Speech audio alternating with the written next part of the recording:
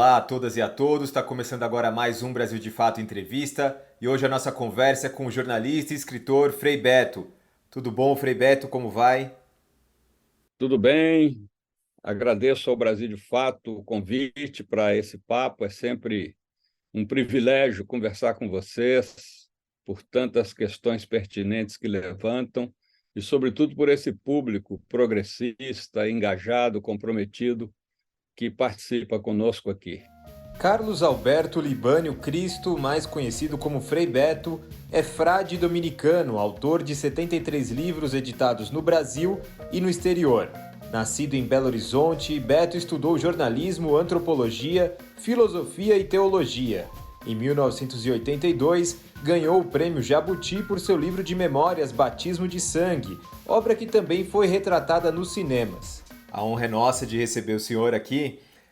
Frei Beto, queria começar com uma questão. Como é que o senhor avalia esses primeiros 100 dias do governo Lula?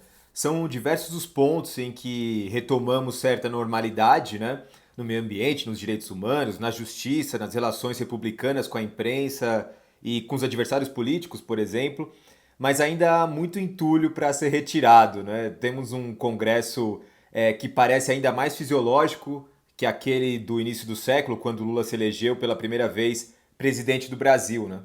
São apenas 100 dias, é apenas o início, mas eu creio que passos muito importantes foram dados nesses 100 dias. Primeiro, eu sinto que o presidente Lula ele entrou nesse seu terceiro mandato menos preocupado com o mercado e muito mais preocupado com as questões sociais.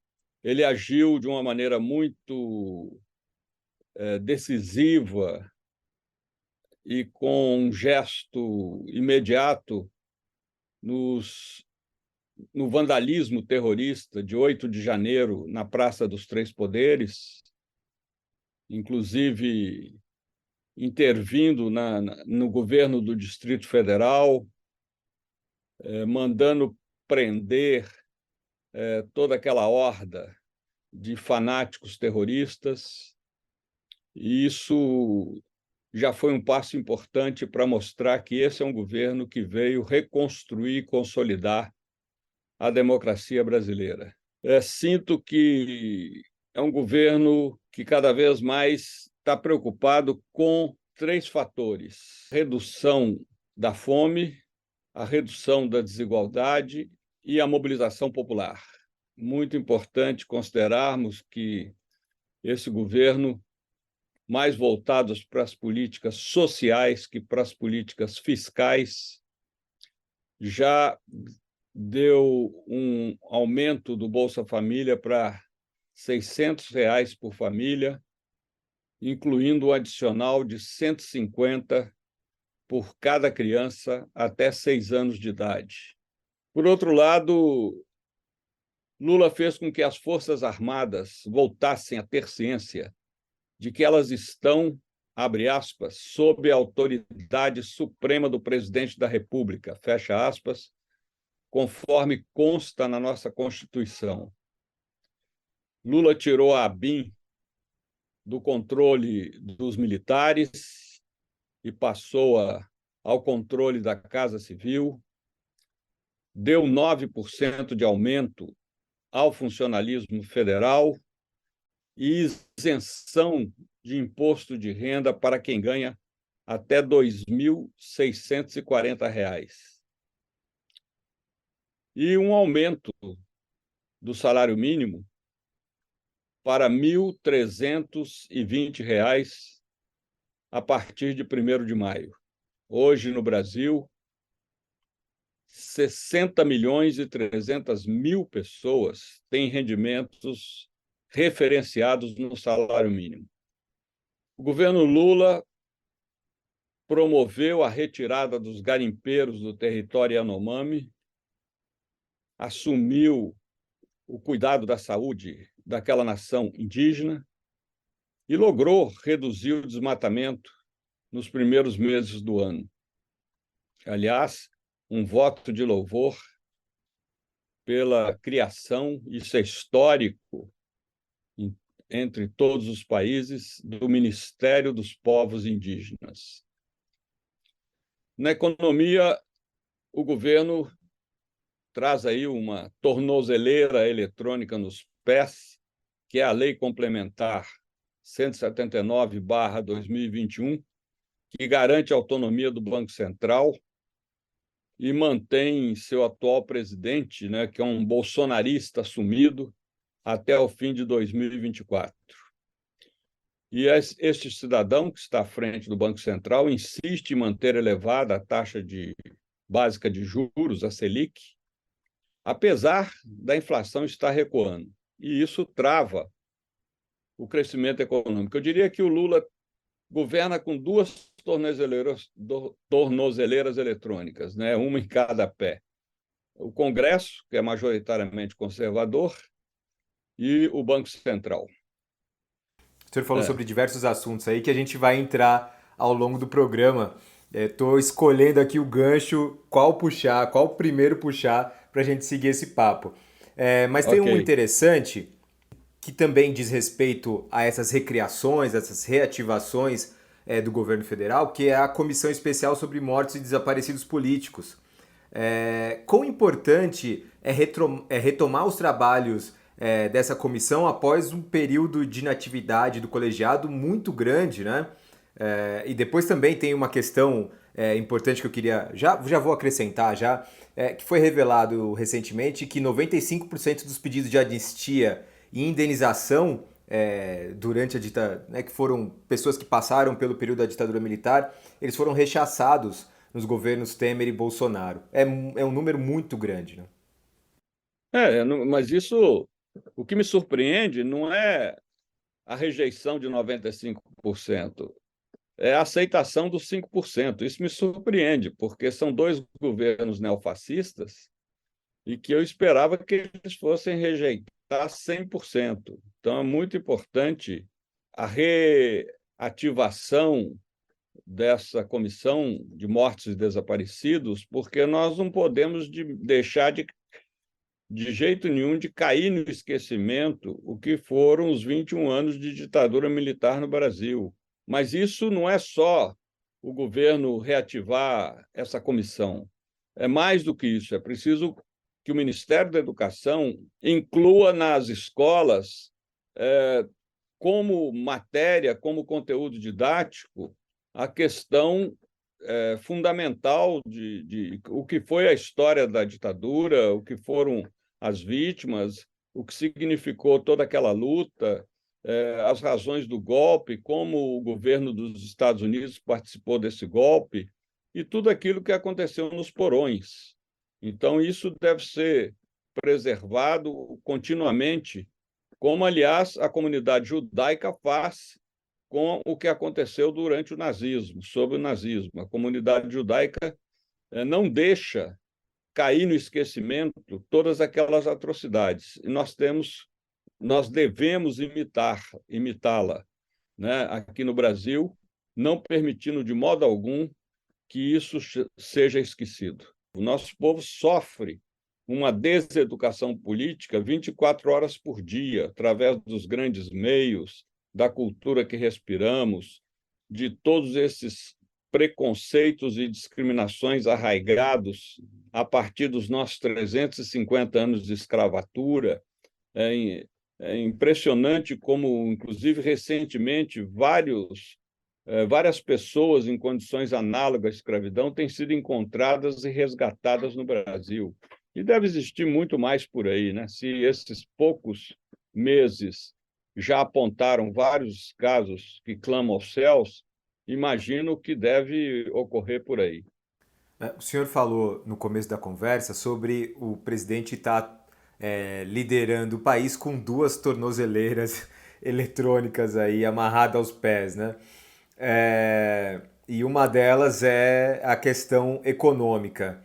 O mercado, a gente conseguiu ver nesses primeiros 100 dias que tem exerce uma influência muito, muito grande, mesmo em um governo progressista, que tenha feito, óbvio, acordos com partidos mais ao centro, enfim, com não só com o campo progressista, né? Ele não governa só com o campo progressista, mas também com outros atores. A gente viu que o mercado exerce uma forte pressão no dia a dia do governo, né? Como driblar isso, Frei Beto? Porque isso tende a ser uma constante, né? Você anda um pouquinho para cá e aí vem aqui o mercado, os economistas, né? O establishment te traz um pouquinho mais para cá, enfim. É um equilíbrio muito, muito duro de se fazer, né? Bem, primeira coisa é conquistar o apoio popular, né? Quanto mais um governo tem apoio popular, mais ele pode dar um chega para lá na elite. E se ele não tem esse apoio popular, fica difícil.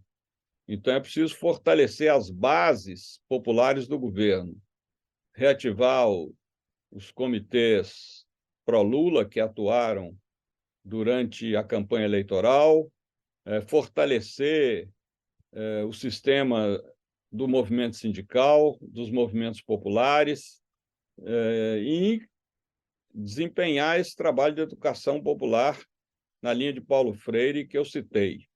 Então, é preciso que isso seja desencadeado quanto antes. Agora, por outro lado, nós estamos numa estrutura capitalista, não há condições do governo ficar insensível às pressões do mercado. Elas são fortes, elas são poderosas, e não há outra maneira a não ser criar canais de diálogo. Agora, quanto mais o governo tiver ao seu lado a participação popular, mais força ele terá para impor as suas condições e evitar que essas pessoas venham a sabotá-lo. Como o senhor falou, um governo sem apoio popular não consegue avançar, pelo contrário. O senhor é muito próximo dos movimentos populares, entende muito bem como se dá essa relação, como se dá a construção de um movimento popular. Como fazer dessa relação a mais saudável possível? Para além desse apoio popular que a gente vê aí nas pesquisas e tudo mais, a gente precisa de gente na rua, enfim, tem uma série de mobilizações possíveis. A gente sabe também que a linha é tênue entre estar dentro do governo, apoiá-lo e criticá-lo quando necessário, né? Veja bem, os movimentos populares não podem cometer o erro de se deixarem partidarizar. Os movimentos populares também não podem cometer o erro de virarem correia de transmissão do governo. Ou seja, eles têm que pressionar o governo.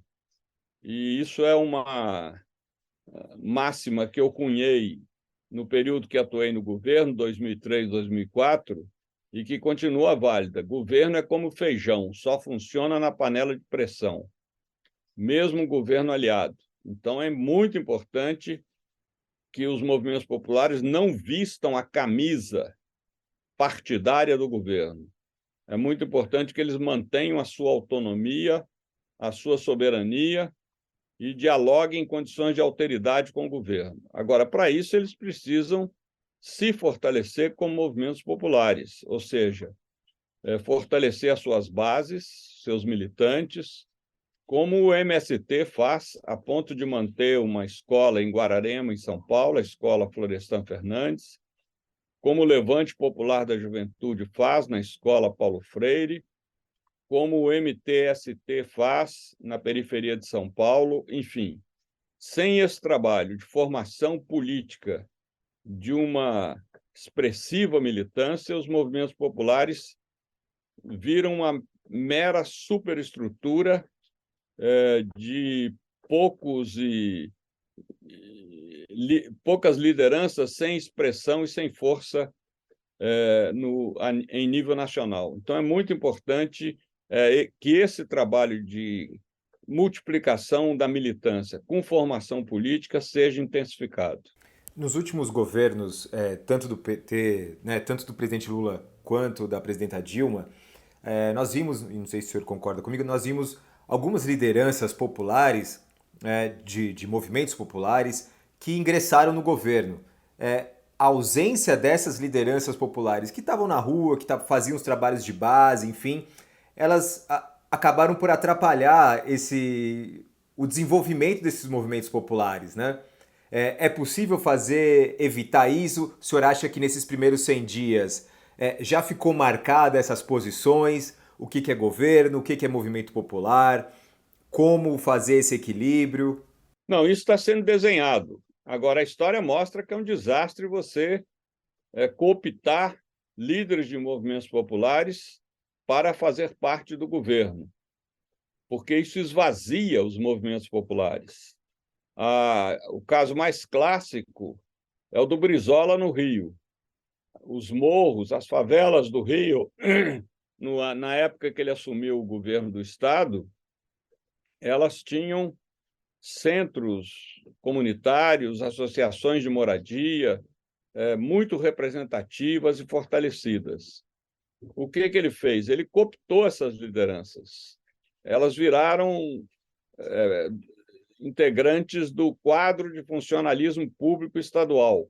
E, com isso, criou-se um vazio, o vazio que foi progressivamente ocupado pelo narcotráfico, pelas milícias e pelo fundamentalismo religioso. E hoje é muito difícil você fazer um trabalho de organização e mobilização popular dentro das favelas cariocas e mesmo em outros lugares do país. Então, é preciso que o governo evite isso. As lideranças populares elas precisam preservar sua autonomia, não se deixarem picar pela mosca azul, né, com essa ilusão de que, se transformando em quadros do governo, vão poder fortalecer os movimentos. Não, pelo contrário, os movimentos acabam se esvaziando. Agora, isso não quer dizer que lideranças populares não ocupem funções profissionais na vida política, como o caso do próprio Lula, que era um sindicalista, ou o caso do Guilherme Boulos, que era um líder de movimento popular.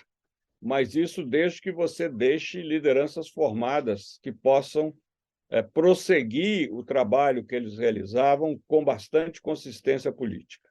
A gente falou aí sobre como o governo precisou também entregar alguns dedos, né, para o sacrifício aí para poder se eleger, para poder tentar governar, né? A gente vive num presidencialismo de coalizão há muitos e muitos anos e não tem um horizonte de que isso vai mudar tão logo.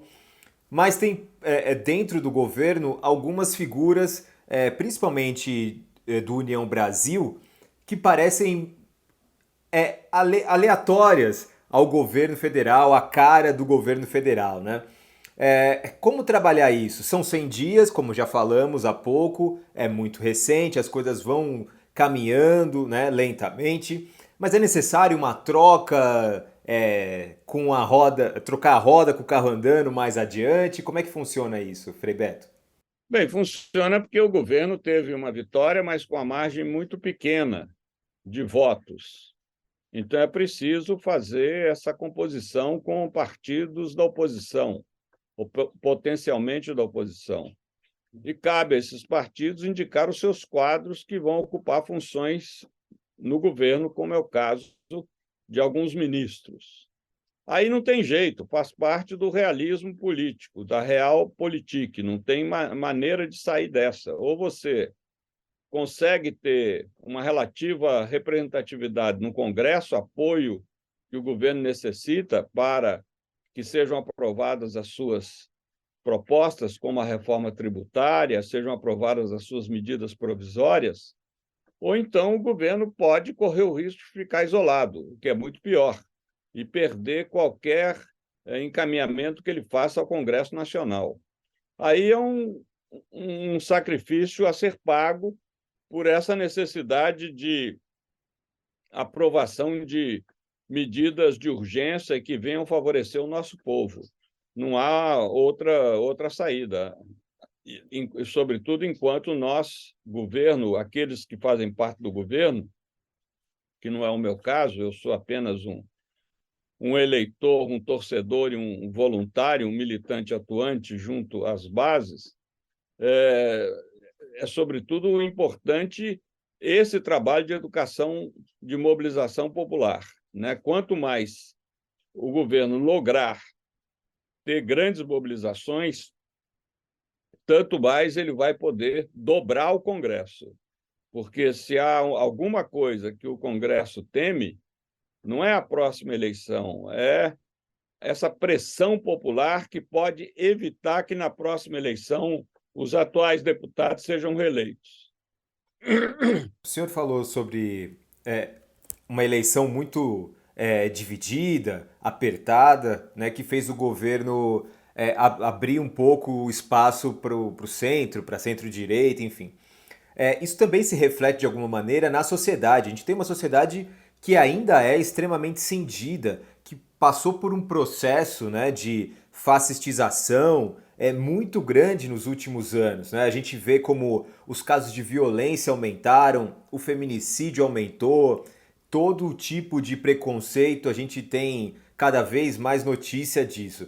Como tratar esses sintomas na sociedade, dessa fascistização que foi deixada pelos últimos 4 anos, quiçá até pouco mais aí, desde 2016, 2017, que vem sendo semeada na sociedade brasileira? Olha, eu acho que o governo tem agido dentro das suas possibilidades e com muita presteza, né? O caso da atuação do Ministério da Justiça, do Ministério das Mulheres, do Ministério de Direitos Humanos, enfim, medidas urgentes têm sido tomadas. E isso é muito importante. Agora, foram anos de semear, durante 4 anos, esse nazifascismo, né? Toda uma cultura bélica, toda uma cultura que favoreceu atitudes necrófilas, como o feminicídio, a misoginia, a homofobia, o racismo, e você virar esse jogo não é em 100 dias que se consegue, é um processo que demora, que demora. Agora, é preciso que o governo ponha a serviço dessa virada de jogo toda a sua máquina de comunicação. Isso é fundamental. É preciso que o governo, por exemplo, faça o que fez na última semana de março, quando se comemora, no sentido de fazer memória, né? Esse é o significado do verbo, o golpe militar de 1964. Então, a TV Brasil, o Canal 2, promoveu uma sequência, uma semana de filmes muito críticos à ditadura militar. E, por outro lado, o presidente Lula conseguiu que as Forças Armadas, pela primeira vez em muitos anos, não se manifestassem, né? E esse silêncio foi uma comprovação de que o presidente está com autoridade sobre as Forças Armadas do Brasil. Então, isso é muito importante que seja aprimorado com toda essa rede de comunicações, tanto do ponto de vista do sistema de rádio e televisão, quanto das trincheiras digitais, né? Essas ainda estão muito precárias, o governo e a situação no Congresso, os deputados e senadores que apoiam o governo ainda estão engatinhando nisso, enquanto a oposição tem uma expertise muito forte e consegue ter uma difusão das suas fake news, das suas versões, das suas mentiras, de uma maneira muito mais eficiente que nós da esquerda conseguimos. Uma última questão, Frei Beto. A religião e política sempre caminharam juntos, né? A gente viu, estamos aqui falando longamente sobre a ditadura, as comunidades eclesiais de base, enfim, foram importantíssimas, inclusive na formação dos partidos progressistas que temos hoje. E na última eleição, por exemplo, a gente viu os votos dos evangélicos serem disputados ferozmente, né? E se tornarem decisivos no final das contas. Como é que o senhor enxerga a união e a desunião entre esses dois polos? Bem, primeiro que nas nossas vidas pessoais, esses dois polos não se distinguem. Nós somos seres essencialmente políticos, não há ninguém que não seja política, seja por participação a favor ou contra, seja por omissão, mas todos nós interferimos na vida política, e tudo que tem a ver com a nossa vida tem um caráter político. A qualidade do café da manhã que nós tomamos hoje, a qualidade da formação escolar que tivemos, a qualidade da saúde que nos atende no momento de necessidade, tudo isso depende da política. Portanto, não há nenhuma pessoa que seja um ser apolítico. Ela pode pensar assim de cabeça, mas De fato, não, ela é um ser político. Por outro lado, a religião é intrínseca ao ser humano. A religião, inclusive, está em expansão no mundo. E no caso do Brasil, como toda a América Latina, o substrato cultural mais forte do nosso povo é religioso. Se você pergunta a uma pessoa analfabeta, uma pessoa que não teve acesso à escola, qual é a visão que ela tem da vida, do mundo, da morte, seguramente ela lhe dará uma resposta em categorias religiosas. Nós da esquerda, cometemos o erro de não analisar esse fenômeno, de não trabalhar devidamente, a não ser nós cristãos que somos de esquerda, através das comunidades eclesiais de base, dos círculos bíblicos, o que resultou na teologia da libertação. Mas a esquerda, que não tem nenhum vínculo mais próximo à experiência religiosa, ela ignorou como preconceito, né?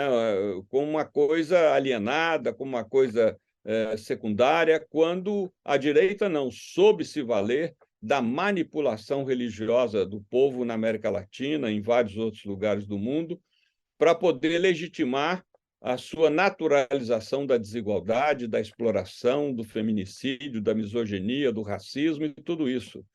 Então, é preciso nós mudarmos a nossa postura, a nossa visão e considerar que o fenômeno religioso é um fenômeno preponderante na cultura do nosso povo. Agora, qual é o grande desafio? O grande desafio é articular religião e política sem permitir a confessionalização da política e a partidarização da religião. Essa é a linha da sabedoria. Se conseguimos isso, nós vamos caminhar muito bem, evitando o que o governo anterior quis, que foi confessionalizar a política, inclusive o judiciário, né, quando falou que ia nomear para o STF juízes terrivelmente evangélicos, e por outro lado, também não podemos fazer com que as igrejas, com que os núcleos religiosos, o candomblé, o santo daime, o islamismo, o judaísmo,